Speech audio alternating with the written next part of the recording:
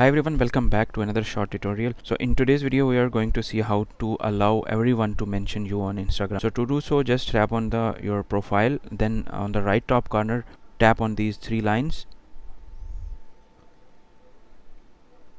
then scroll down until you find how others can interact with you. Here select the second option, tags and mention.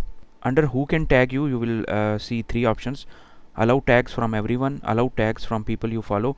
You can select allow tags from everyone, and there's another option. If you want to manually approve a specific tag, then you have to turn it on. Manually approve tags, turn on. After turning it on, whenever someone tags you in any post or reel, then you will receive a notification.